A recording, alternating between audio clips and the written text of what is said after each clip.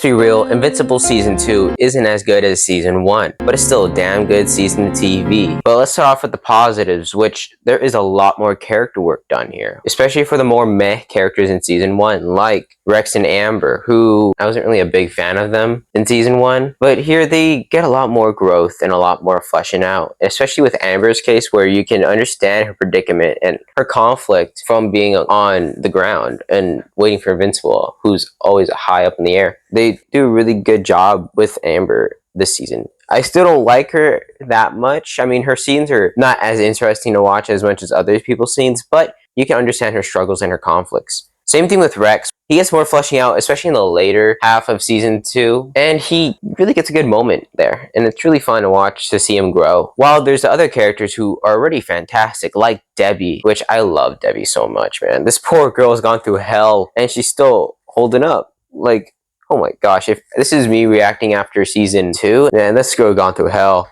And she's still holding up. They do a really good job with fleshing Debbie out this season. They did a good job last season too, but this season they do a hell of a job. She's like top 5 characters in the show. And they really flesh out her relationship with Omni-Man and really put it into the context of how it really was. It's really interesting to hear her complicated feelings toward her husband and to know what he's done and to know how he feels about it. Especially in this season where we realize that the guy also feels for this. And we get the same perspective from Debbie, and they did a fantastic job there. And there's also way more world building here, especially with the Viltrumites and the cosmic side of the Invincible universe. It really opens up the possibilities for Invincible's future seasons, and it looks really promising, especially when it feels like it's ramping up towards the more interesting side of the comics. And I'm really excited for the future of Invincible right now. And of course, the action is done so well here. It feels far more dynamic than Season 1, while maintaining that same insane brutality. And of course, props to all the voice actors, because they do a fantastic job this season. They really bring their characters to life through their voice alone, which is so well done, by the way. Especially for Steven Yeun, shout out to that guy, man. That guy kills it as Invincible. Holy shit, that guy is great. And Sterling K. Brown, the guy who played Angstrom Levy, the dude's fantastic. And there's just a lot of great stuff in this season, and props to them because they executed pretty well for the most part. But there are several things that I feel like are holding it back from being a god tier season of TV.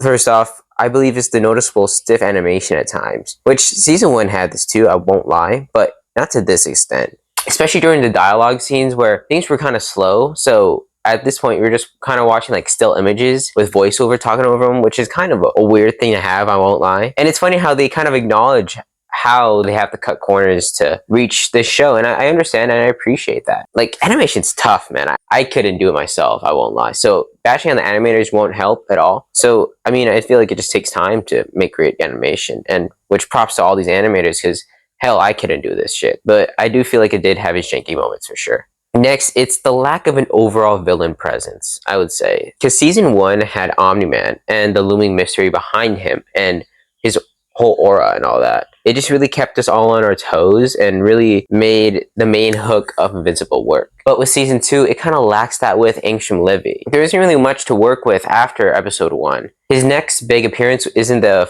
season finale, which, for the most part, he does a great job, I won't lie. He had a really interesting and compelling conflict with himself, and it was really fun to watch with Angstrom Levy, especially in that finale. They really flesh him out compared to what they did with the comics, which is a really interesting thing they did, and I really appreciate that. However, he kind of didn't have like a presence throughout the season. He just came in and out, in and out, in and out, and then he comes in to the finale, and he's great, but I feel like, you know, I don't really have that kind of like fear of him. He doesn't have that kind of aura that Omni-Man had in Season 1 to me. Like, honestly, I feel like he had less aura than Anissa in this season. It's weird because I feel like the Viltrumite's always going to have a bigger aura than any other villain because that's the overarching threat throughout the entire Invincible comics and all that. But with the lack of a main villain presence in Season 2, it kind of makes that part 1 of Season 2 kind of slow, I will say. It's eerily slow because there's so much going on at once, yet it doesn't feel focused, you know? Unlike Season 1 where there's also juggling storylines and setups,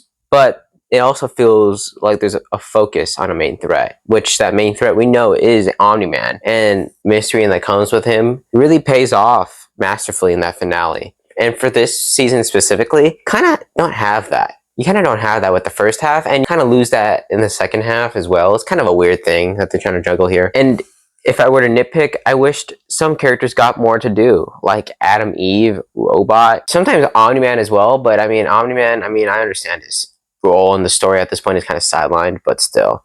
I still wish he had more to do. But these characters are just very intriguing to me. It kind of bums me out that they're not getting that big of a role, but it also makes me realize that how much I really like these characters. Because whenever they're on screen, I really enjoy their scenes. They're really fun to watch. And then when they're off screen, I wish I had more of their scenes. Which, to end on a positive note for Invincible Season 2, it's a great follow-up to Invincible Season 1. Sure, it doesn't live up to the heights of Season 1, but I think it does do a great job of exciting the audience for the future. Especially with this finale, which does a great job. Even though it's not really a setting up finale, it doesn't really set up a lot of things, it just feels like it's going to carry over a lot of weight towards Season 3, which Season 3 looks to be really great, like based on like all the hypotheticals and what could happen based off the comics alone, which I believe that if this show adapts the comics well, I believe it'll be the best comic book show of all time. Simple as that.